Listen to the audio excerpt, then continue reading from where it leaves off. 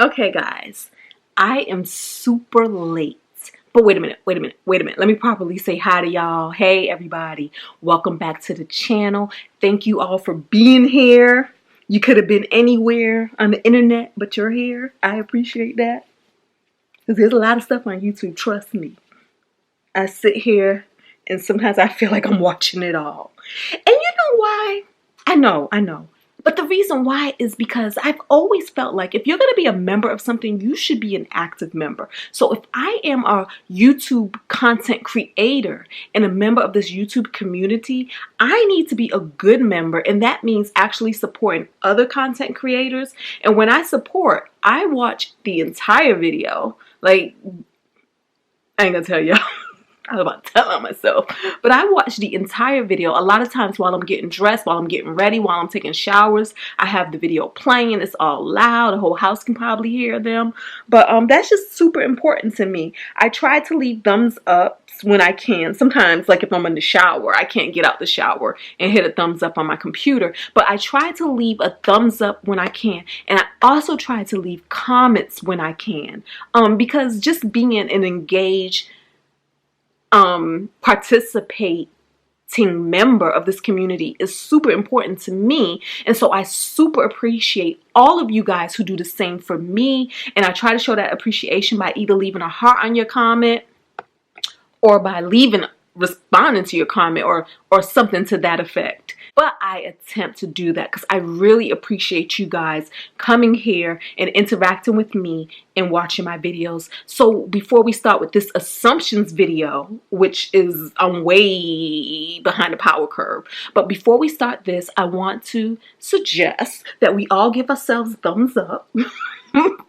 And we subscribe if we're not already a subscriber to our channel. We try to talk about all things fun, all things budget, and just living a wonderful, balanced, and healthy life. And when I say healthy, I mean more emotionally and mentally healthy, because we already know I eat all the McDonald's and all the Chick-fil-A and all the frozen foods, okay? And so leave a comment if you have any questions about anything, or even if you want to add an assumption. We can always do another video. So I actually, as people were leaving their assumptions to me, I wrote them. I didn't write them down. I cut and paste them into a document. And so that's what I'm going to read from. And we're doing this live. Let's see. I don't even have any prepared answers. But Angie Ruiz says, I'm assuming by reading your book, shout out to my book, y'all, Holler at the Moon. That's my novel. It's based off of my life loosely. We add some fiction in there. And you can check that out in my details in my description box below. And I am still doing the thing that if you go ahead and Cash.App me, how much is it? Or PayPal me $11, I can send you an autographed copy. In that, please leave your mailing address. Well, not in that, but actually send me an email, Tinesha Davis @gmail.com, and I can get that out to you. And I also have a poetry collection called All Black Girls Ain't Got Rhythm and Other Urban Hymns, and that is $7. Okay, so I will personally autograph that to you. And I also have another book, a nonfiction book called A Course in Gratitude, and that's an ebook, and you can find that on Amazon. That is written under the name Violet Grace. So she says, okay, I'm assuming by reading your book that our childhoods were very, very, very much alike and very hard. True facts. I actually started to email you to tell you just how similar our childhoods were, but I never had the heart to finish it or send it. It's all good though. You survived, I've survived, and we're chugging right on through life. And you are so correct in that assumption. Let me see. What did I share? What have I shared? What can I share? Well, let's just share, right? It's life. People go through things in life. Yes, my father had a huge drug problem. And it was the reason for a lot of the stuff that went down in our life. I'm talking about everything from stealing stuff from the family to sell for his habit. I'm talking about robbing people in places and things to support his habit, having the cops come to our home, a lot of violent domestic fights, which I was also involved in. What else? I mean, we've been evicted from lots of places. I'm a professional at evictions, y'all. I know how to survive an eviction. You know how, like, from everything, from when all your stuff gets put out on a corner and how everybody got a posse up to make sure nobody else comes snatching and grabbing things because it's a free for all. All of that. So the whole having to get back into your house because you have the lock eviction. That's when they put the little lock over your doorknob so you can't re-enter the property. But guess what? When you have a father who knows how to break into things, you can get back into that property. Yeah, a lot of lack of money, lack of finances, lack of a good budget, which is why I'm super passionate about budgets to this day. I'm super passionate because I felt that in our times of plenty, like when the welfare check came, Ma, don't get on me. Hey, this is life. We are success stories. We are inspiration, okay? But, you know, in our times of plenty, we didn't properly save. I was a child. But, you know, we didn't properly save. We didn't properly store away. And I always felt that if we did, things could have been better. So as an adult, yeah, sometimes I feel like I can become a little obsessive over the money thing and over the saving and over the holding on to. But I do feel like I'm pretty balanced, but a lot of that is rooted in the childhood that I had. So yeah, your assumption is super accurate. And of course there's more, but that's just keeping it light and that's pretty light, right? Yeah, that's light. And let me tell you one more thing. Before I wrote the book Holler at the Moon, whenever I would talk about my childhood and how I came up and my daddy issues, I would just cry. I would just bust into tears. And the first level was shame. Like, you didn't want anybody to know. And especially as a young person, you felt like you were the only one. Even though as an adult, I realized that all of us, you know, friends, peers, we all lived in the same low income neighborhoods. So come on. But, you know, as a younger person, as a high school and below, just the shame, lots of shame. So you hide it. So whenever you did confide in somebody, it was just a lot of hurt, a lot of pain, a lot of crying. When I wrote Holler at the Moon, it released me. It was a personal project that I didn't even intend to make into a novel and put out there into the public. But after I completed it, I was like, wow, this is so therapeutic. And you know what? I can now tell that story without shedding a single tear. Love it. Okay. Hi, this is from Orlando. Hi, T. Assume that you are unaware that you are speaking Arabic when you say Inshallah. You're right. You know, the thing about it is I have friends who are Muslim, and they would say that, Inshallah, Ashallah. And so I picked that up from there because it would be the whole, you know, we'd talk or whatever, and they would say, tomorrow I'm going to do this, Inshallah, and then, you know, or I can say blah, blah, blah, blah, and it's Inshallah, Ashallah. So that is, if God willing, let it be the will of God. Orlando, correct me if I'm wrong. But hey, y'all, I know another language. Thanks for that. Casey Green. And he says, assumptions. I found your channel from one of your Tesla videos when I saw some of the budgeting videos and assumed you were running quite a few operations. Then I saw your 9/11 video and that was touching, but I realized you really had a day job too. Not that managing all the spinning plates was your day job. True that. I have a day job. I work 80 hours, well, 40 hours a week, so 80 hours bi-weekly, and I manage it however I can to fit in everything else that I do. What else do? I have rentals. I have rental properties that I rent out and I manage myself. I write. I make YouTube videos. That seems to be the thing that takes up most of my time these days. And I actually love it. It's a passion project. I consult. What else do? I travel. Traveling should be a job as much as I travel. And Yeah, I love traveling. And when he says the 9/11 video, you guys can check that out. I will leave an eye up in the sky. But basically, I was in the Pentagon on 9/11, and so I have that whole story about what I went through being in that building as the plane crashed into it. Keisha Sink says, I assume Andre will never leave home. Y'all, we praying on that situation. So if y'all all want to hold hands with me, touch and agree, let's say that this brother is going to one day really want to get out of my house so he don't have to hear me fussing at him and just really make his own way in life. That's what we are going to claim. Inshallah. Ashallah. Mariam Turner says, I assume that people are not coming to your channel because to them they see no struggle. Some people like struggles to accomplishments because this is their normal and it's difficult to relate.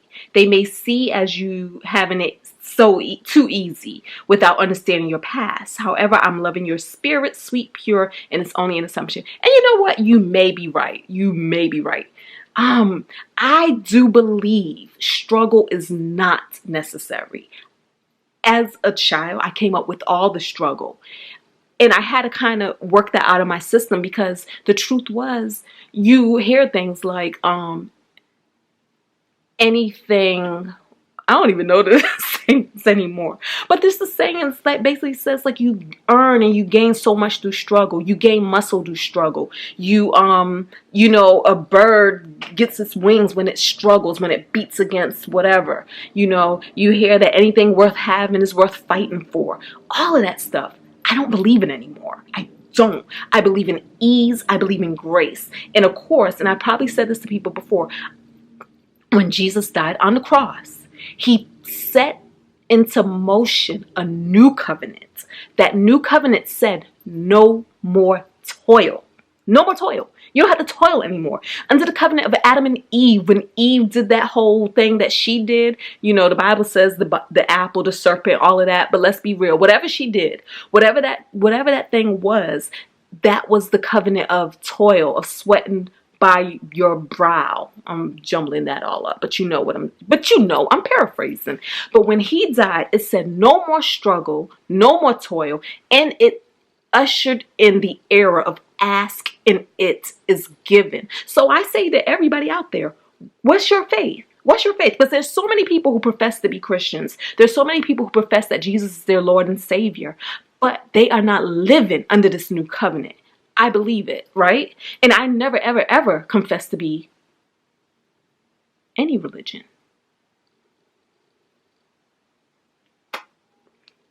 So, yeah, on my channel, I want to show the journey of maybe it is of asking, it is giving. You hear me talk about things, and then you see those things happen. Even when I first started this channel and the journey was to get out of debt, I said I'm going to get out of debt. And then boom, next thing you know, I was out of debt. Like that. Then you heard me say earlier this year in a video, I wanted to do the whole love thing. Boom, just like that. Love. So much love is absolutely amazing. I thought that the journey to find a relationship and to find somebody that I was absolutely passionate about and absolutely just crazy about, I thought that was going to be a journey, a struggle per se. But it wasn't. It was like as soon as it happened, I miraculously met this amazing man. And we've been kicking it and rocking strong ever since. But you're right. Sometimes people want to see drama. They want to see that struggle. And I'm just not here to give it to them, evidently. And I don't want to be. We don't need struggle. But you all know, like, one of my best friends passed away. But guess what? In everything that we believe, that this is a cycle of birth and rebirth, even that wasn't a struggle. Even that wasn't a struggle. We still managed to handle that whole situation with beauty and grace. again, and I go back to biblical teachings because that's the most common thing that a lot of people know. But the bottom line is this: if you feel that after this life on this planet, there's something better, how could you not want that for everyone when the time is the time? Not saying that you got to make that happen faster, but when your time is your time, your time is your time. And all I can say is while we're here on this planet, let's do it good. Let's do it well. Let's do it to the best of our abilities, right? We're all going to have our time. But yeah, I ain't got no struggle for you. But Macy, I think I'm pronouncing your name right, says, I assume you went to a HBCU or Ivy. Girl, I ain't been to neither. I have not been to I didn't go to a historically black college or university, nor an Ivy League university. I went to Strayer University. And that's a university for working adults. You go to work, and then after work, you go to some classes at this place, and you get somebody's degree one day. That's what I did. Woody 22, hey, you won one of the giveaways before. Hey girl, hey. So you say, oh, all right, yeah. Have a blast, enjoy your boo, keep doing you, period. I assume nothing. And then she says, nah, I changed my mind. I assume you give Andre the business. I do. Because I want him to want to say, I ain't gonna put up with this, I'm leaving. But it's true. He's a special human being. Corinne, really Corinne? Assumption that you can sing well. Girl, you know I can't sing, so we're gonna move right along. Wendy Valencia, and she has another wonderful YouTube channel. She is also a financial YouTuber, so check out her content, guys, if you want to look for some more aspects and sides of this whole financial budgeting journey. And her story is she's married, she has a child, she also lives in this Northern Virginia, DC metropolitan area, and I believe they started out with over $200,000 worth of debt. So if you guys want more struggle, go over there and check out the struggle. The struggle is real, but it's not, because she makes it easy, simple, and she still finds wonderful ways to enjoy her life. So let's talk. What she say? Okay. Oh, she's like, I saw a video where it was way after Christmas and you still had your tree up. You were unapologetic about it, and there was a ton of fun and laughter going on. And I thought, man, I bet it's fun living at her house. Actually, it's not fun living at my house. It's fun at my house when I'm having some sort of an event. But on my regular days, Monday through Friday or whatever, it's business as usual. Basically, I get up early in the morning, I go to work, and I come home lately I've been coming home pretty early, but normally I come home after the sun is already down and I am tired and I'm over people because I'm an introvert. And so I come home to recoup. I want peace, I want quiet in my bedroom at least, and I just get ready for the next day. Yeah, so not a whole lot going on here. I think that if I had a bigger family, like, me, a husband or man, or, something like that, more kids, things like that, I think it would be more lively every day. But it's me and it's Andre, and then I rent out rooms to tenants, and they all pretty much stay to themselves. Everybody's pretty much introverted, and Andre pretty much keeps to himself as well. So yeah, not all that much fun. Planet Lully says, I assumed you didn't have a man around because you had not found someone that could match your intelligence and discipline. Good things come to those who wait, and it sounds like you found someone worthy of your presence. And you are absolutely right. I didn't have a man around because, you know what I'm realizing? I'm an all or nothing person. Really, I do. Either we friends and we rock hard, or we're not. Like, I really don't do associates. Like I do associates, but I don't try to relationship build with associates. Either you're my tribe, you're my posse member, you're my sister, or you're somebody at a party who we say hi to and we can laugh and have a good time then and there, but I'm not really trying to do a whole lot. And it's the same thing with men and dating. Either I rock with you hard or I don't. I don't do the whole let's just try and try and try. No. Either we're gelling or we're not gelling, and that's perfectly okay. And I like to gel hard, and I know who I am, so I know who I gel with. I know what feels good. We all know what feels good. And either it feels good or I'm good. And so for 13 years, y'all, I've been single for 13 years. Like, I've had situationships, but I've been single for 13 years. For 13 years, I just hadn't met anybody who felt completely good. This guy here, he feels so good. And no, everything is not perfect. And, you know, we can talk about that one day somewhere else. But in the meantime, that's we kick it hard. That's my dude, for real. Curtis Watt says, you seem really independent and self-sufficient. And I would say, yeah, I am. B. Quinn. So let's see. Her assumption is that you have a special someone in your life. Yeah, and she's like, and if so, I wish you both a lifetime together filled with happiness and wonderful memories. Super awesome. Super awesome. Thank you for those well wishes. Jill Chapman says, I assume you love Jesus but cuss a little. You got that right. And last but not least, Dollar Bill y'all says, I assume you're living your best life.